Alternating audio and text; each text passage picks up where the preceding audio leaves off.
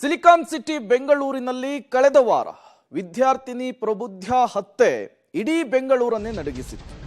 ಯಾಕಾಗಿ ಆಗಿರುವಂತಹ ಕೊಲೆ ಅನ್ನುವಂತಹ ಪ್ರಶ್ನೆ ಎದ್ದಿತ್ತು. ಪೊಲೀಸರ ತನಿಖೆಯಲ್ಲಿ ಈ ಪ್ರಕರಣಕ್ಕೊಂದು ಬಿಗ್ ಟ್ವಿಸ್ಟ್ ಸಿಕ್ಕಿದೆ. 2,000 ರೂಪಾಯಿಗಾಗಿ ಪ್ರಬುದ್ಧ ಮರ್ಡರ್ ಆಗಿರುವಂತಹದ್ದು. ಸ್ನೇಹಿತನ ಕನ್ನಡಕ ರಿಪೇರಿ ವಿಚಾರದಲ್ಲಿ ವಿದ್ಯಾರ್ಥಿನಿಯ ಹತ್ಯೆಯಾಗಿದೆ. ಪ್ರಬುದ್ಧವನ್ನ ಕೊಂದಿದ್ದು ಅಪ್ರಾಪ್ತ ಬಾಲಕ ಅನ್ನೋದು ಇಲ್ಲಿ ಗಮನಿಸಬೇಕಾದಂತಹ ವಿಚಾರ.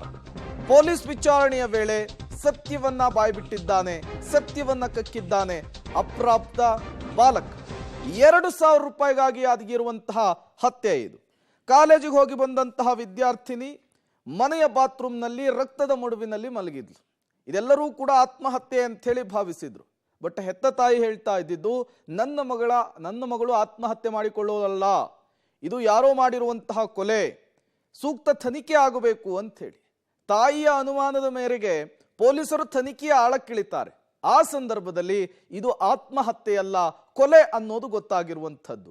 ಕೇವಲ 2,000 ರೂಪಾಯಿಯ ವಿಚಾರಕ್ಕೆ ವಿದ್ಯಾರ್ಥಿನಿಯನ್ನ ಅಪ್ರಾಪ್ತ ಬಾಲಕ ಹತ್ಯೆಗೈದಿರುವಂತಹ ವಿಚಾರ ಈಗ ಗೊತ್ತಾಗ್ತಾ ಇರುವಂತಹ ವಿಚಾರ. ವಿದ್ಯಾರ್ಥಿನಿ ಪ್ರಬುದ್ಧ ಕೊಲೆ ಪ್ರಕರಣಕ್ಕೆ ಈ ಮೂಲಕ ಒಂದು ಬಿಗ್ ಟ್ವಿಸ್ಟ್ ಸಿಕ್ಕಿದೆ. ಹಾಗಾದ್ರೆ ಕೊಲೆ ಮಾಡಿದ ಆತ ಯಾರು, ಯಾಕಾಗಿ ಮಾಡಿದ, ಆತನ ಉದ್ದೇಶ ಏನಾಗಿತ್ತು ನೋಡ್ತಾ ಹೋಗೋಣ. ಸ್ನೇಹಿತನ ಕನ್ನಡಕ ಡ್ಯಾಮೇಜ್ ಮಾಡಿದ್ದ ಅಪ್ರಾಪ್ತ. ಕನ್ನಡಕ ರಿಪೇರಿ ಮಾಡಿಸು ಅಂತೇಳಿ ಸ್ನೇಹಿತ ಪಟ್ಟನ್ನ ಹಿಡಿದಿದ್ದ. ಹೀಗಾಗಿ ಪ್ರಬುದ್ಧ ಪರಸ್ನಿಂದ 2,000 ರೂಪಾಯಿಯನ್ನ ಕದ್ದಿದ್ದಾನೆ. ಈ ಬಗ್ಗೆ ಪ್ರಶ್ನೆ ಮಾಡಿದಾಗ ಆಕೆಯ ಕಾಲಿಗೆ ಬಿದ್ದು ಅಪ್ರಾಪ್ತ ಕ್ಷಮೆ ಕೇಳ್ತಾನೆ.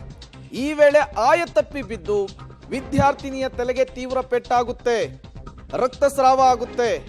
ಇದನ್ನ ಆತ್ಮಹತ್ಯೆ ಅಂತ ಬಿಂಬಿಸ್ಲಿಕ್ಕೆ ಯುವತಿಯ ಕೈಯನ್ನ ಅಪ್ರಾಪ್ತ ಬಾಲಕ ಕೊಯ್ತಾನೆ. ತೀವ್ರ ರಕ್ತಸ್ರಾವ ಆಗಿ ವಿದ್ಯಾರ್ಥಿನಿ ಸಾವನ್ನಪ್ಪಿದಾಳೆ ಅನ್ನುವ ರೀತಿಯಲ್ಲಿ ಬಿಂಬಿಸ್ತಾನೆ. ಆ ಕ್ರೈಮ್ ಸಿನಾರಿಯೋವನ್ನ ನೋಡಿದಾಗ ಹೌದು, ಈಕೆಯೇ ಕೈಯನ್ನ ಕಟ್ಟು ಮಾಡಿಕೊಂಡು ಆತ್ಮಹತ್ಯೆಗೆ ಶರಣಾಗಿದ್ದಾಳೆ ಅನ್ನೋ ರೀತಿಯಲ್ಲಿ ಬಿಂಬಿಸುವಂತಹ ಕೆಲಸವನ್ನ ಈ ಅಪ್ರಾಪ್ತ ಬಾಲಕ ಮಾಡ್ತಾನೆ.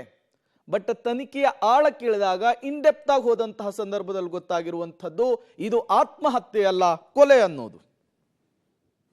ವರ್ಷದ ಮಹಿಳೆಯ ಸಾವಿಗೆ ಸಂಬಂಧಪಟ್ಟ ಹಾಗೆ ತನಿಖೆಯನ್ನು ಸುಬ್ರಹ್ಮಣ್ಯಪುರದ ಪೊಲೀಸ್ ಠಾಣೆಯ ತಂಡವು ಭೇದಿಸಿದ್ದು, ಈವರೆಗೂ ತನಿಖೆಯಲ್ಲಿ ಕಂಡು ಬಂದಿರೋದು ಏನಂದರೆ, ಕೆಲ ಘಟನೆ ನಡೆಯುವ 1-2-3 ದಿನದ ಮುಂಚೆ ಆರೋಪಿಯು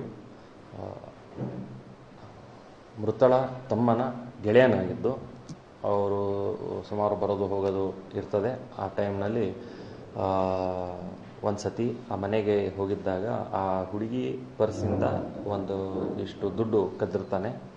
ದುಡ್ಡು ಯಾಕೆ ಕದ್ದಿರ್ತಾನೆ ಅಂದರೆ, ಇನ್ನೊಬ್ಬ ಗೆಳೆಯಂದು ಆಟ ಆಡಬೇಕಾದ್ರೆ ಸ್ಪೆಕ್ಸ್ ಮುರಿದಿರ್ತದೆ. ಆ ಸ್ಪೆಕ್ಸ್ ರಿಪೇರಿಗಂತ ದುಡ್ಡು ಬೇಕಾಗಿರ್ತದೆ. ಆ ದುಡ್ಡು ಕದ್ದಿದ್ದು ನಂತರ 1-2 ದಿನ ಬಿಟ್ಟು ಫಿರ್ಯಾದ ಮೃತಳು ಆ ದುಡ್ಡು ವಾಪಸ್ ಕೊಡು, ನೀನು ಕದ್ದಿರೋದು ನನಗೆ ಗೊತ್ತಿದೆ ಅಂತಂದಿದ್ದಾಗ ಇವರು ಕಾಲು ಹಿಡಿಯೋಕ್ಕೆ ಹೋಗಿ ಮತ್ತು ಆ ಇದರಲ್ಲಿ ಆ ಹುಡುಗಿ ಬಿದ್ದು ಆ ಟೈಮ್ನಲ್ಲಿ ಹುಡುಗಿ ಮೇಲೆ ಹಲ್ಲೆ ಮಾಡಿ ಕೈ ಕುಯ್ದಿದ್ದು, ಅದರಿಂದ ಸಾವಾಗಿರ್ತದೆ.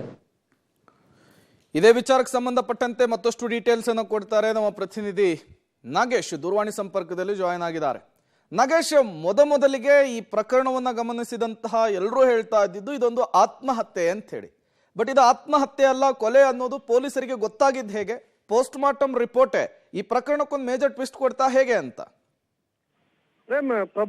ವಿದ್ಯಾರ್ಥಿ ಪ್ರಬುದ್ಧ ಕೊಲೆ ಪ್ರಕರಣವನ್ನ ಪೊಲೀಸರು ಭೇದಿಸಲಿಕ್ಕೆ ಸಾಕಷ್ಟು ಹರಸಾಹಸವನ್ನ ಪಟ್ಟಿರುವಂತದ್ದು. ಆರಂಭದಲ್ಲಿ ಕ್ರೈಮ್ ಸಿನಾರಿಯೋ ನೋಡಿದಂತ ಸಂದರ್ಭದಲ್ಲಿ, ಜೊತೆಗೆ ಪೋಸ್ಟ್ ಮಾರ್ಟಮ್ ಬಂದಾಗ್ಲೂ ಕೂಡ ಇದೊಂದು ಸಸ್ಪೆಕ್ಟೆಡ್ ಅನ್ನುವಂತ ಮಾಹಿತಿ ಪೊಲೀಸರಿಗೆ ಸಿಗತ್ತೆ. ಹಾಗಾಗಿ ಪೊಲೀಸರು ತಲೆ ಕೆಡಿಸ್ಕೊಂಡು ವಿಚಾರಣೆ ಮಾಡ್ಲಿಕ್ಕೆ ಮುಂದಾದಂತ ಸಂದರ್ಭದಲ್ಲಿ ಎಲ್ಲಿಯೂ ಕೂಡ ಅಕ್ಕಪಕ್ಕದಲ್ಲಿ ಆರೋಪಿಗಳು ಮತ್ತು ಯಾರು ಬಂದು ಹೋಗಿರೋದ್ರ ಬಗ್ಗೆ ಯಾವುದೇ ರೀತಿಯ ಕ್ಲೂ ಸಿಗೋದಿಲ್ಲ. ನಿರಂತರವಾಗಿ ಆ ಸುತ್ತಮುತ್ತ ಅಪಾರ್ಟ್ಮೆಂಟ್ಸ್ ಸಂಪೂರ್ಣವಾಗಿ ಪರಿಶೀಲನೆ ನೋಡಿದಂತ ಸಂದರ್ಭದಲ್ಲಿ ಆ ಕೊಲೆಯಾಗಿದ್ದಂತ ಸ್ಥಳದ 3ನೇ ಕಟ್ಟಡದಲ್ಲಿ ಒಂದು CCTVಯಲ್ಲಿ ಅಪ್ರಾಪ್ತ ಬಾಲಕನೊಬ್ಬ ಪಾಸ್ ಆಗಿರುವಂತ ಒಂದು ಸಿಸಿಟಿವಿ ಫುಟೇಜ್ ಸಿಗತ್ತೆ. ಹಾಗಾಗಿ ಆ ಸಿಸಿಟಿವಿ ಫುಟೇಜ್ ಆಧಾರದ ಮೇಲೆ ಅಪ್ರಾಪ್ತನನ್ನ ವಶಕ್ಕೆ ಪಡೆದು ಪೊಲೀಸರು ತನಿಖೆಯನ್ನ ಮಾಡಿದಂತ ಸಂದರ್ಭದಲ್ಲಿ ವಿಚಾರ ಬೆಳಕಿಗೆ ಬರುತ್ತೆ. ಬಹಳ ಪ್ರಮುಖವಾಗಿ ಈ ಒಂದು ವಿಚಾರ ಅಂದ್ರೆ ಕೊಲೆಗೆ ಕಾರಣ ಏನು ಅನ್ನುವಂತನ್ನ ಹುಡುಕುವ ಕೆಲಸವನ್ನ ಸುಬ್ರಹ್ಮಣ್ಯಪುರ ಪೊಲೀಸರು ಮಾಡುವಂತ ಸಂದರ್ಭದಲ್ಲಿ ಕೊಲೆಗೆ ಕಾರಣ ಏನು ಅನ್ನುವಂಥದ್ದು ಬೆಳಕಿಗೆ ಬರುತ್ತೆ. ಈ ಕೊಲೆ ಮಾಡಿರುವಂತ ಅಪ್ರಾಪ್ತ ಏನಿದ್ದಾನೆ ತನ್ನ ಸ್ನೇಹಿತನ ಕನ್ನಡಕವನ್ನ ಹೊಡೆದಾಕಿರ್ತಾನೆ. ಆ ಕನ್ನಡಕ ಹೊಡೆದು ಹಾಕ್ಲಿಕ್ಕೆ ಹಣ ಇರೋದಿಲ್ಲ. ಆ ಕನ್ನಡಕ ಹೊಡೆದಾಕಿರುವಂತ ಯುವಕ ಸರಿ ಮಾಡ್ಕೊಡ್ಲಿಕ್ಕೆ ಡಿಮಾಂಡ್ ಅನ್ನ ಮಾಡಿಕೊಟ್ಟಿರ್ತಾನೆ. ಆ ಕಾರಣಕ್ಕಾಗಿ ಸರಿ ಮಾಡಿಸ್ಲಿಕ್ಕೆ ಬೇಕಾದಂತ ಹಣ ಇವನ ಬಳಿ ಇಲ್ಲ ಅನ್ನುವಂತ ಕಾರಣಕ್ಕಾಗಿ ಕೊಲೆ ಆದ ಪ್ರಬುದ್ಧ ಪರ್ಸಲ್ ಇದ್ದಂತ 2,000 ರೂಪಾಯಿ ಹಣವನ್ನ ಈತ ಕಳ್ಳತನ ಮಾಡಿರ್ತಾನೆ. ಆ ವಿಚಾರ ಪ್ರಬುದ್ಧಳಿಗೆ ಗೊತ್ತಾಗತ್ತೆ. ಆ ವಿಚಾರವನ್ನ ಪ್ರಶ್ನೆ ಮಾಡಿದಂತ ಸಂದರ್ಭದಲ್ಲಿ ಪ್ರಬುದ್ಧಳಿಗೆ ಈತ ಕೊಲೆ ಮಾಡಿರುವಂತ ವಿಚಾರ ಬೆಳಕಿಗೆ ಬರುತ್ತೆ. ಹಾಗಾಗಿ ಆ ಒಂದು ಪ್ರಕರಣವನ್ನು ತನಿಖೆ ಮಾಡಿದಂತ ಸಂದರ್ಭದಲ್ಲಿ 2,000 ರೂಪಾಯಿ ವಿಚಾರವಾಗಿ ಈ ಒಂದು ಕೊಲೆ ನಡೆದಿದೆ ಅಪ್ರಾಪ್ತನಿಂದ ಅನ್ನುವಂತ ಮಾಹಿತಿ ಈ ತನಿಖೆಯಿಂದ ಗೊತ್ತಾಗುತ್ತೆ. ಓಕೆ, ಥ್ಯಾಂಕ್ ಯು ನಾಗೇಶ್ ನಮ್ಮೆಲ್ಲ ಮಾಹಿತಿಗಾಗಿ. ಅಚಾನಕ್ ಆಗಿ ಆಗಿರುವಂತಹ ಘಟನೆ, ಅದಾದ ಮೇಲೆ ಆತ್ಮಹತ್ಯೆ ಅಂತ ಬಿಂಬಿಸ್ಲಿಕ್ಕೆ ಆಕೆಯ ಕತ್ತು ಮತ್ತು ಕೈನ ಭಾಗವನ್ನು ಅಪ್ರಾಪ್ತ ಬಾಲಕ ಕೊಯ್ದಿರೋದು ತನಿಖೆಯಲ್ಲಿ ಗೊತ್ತಾಗಿದೆ.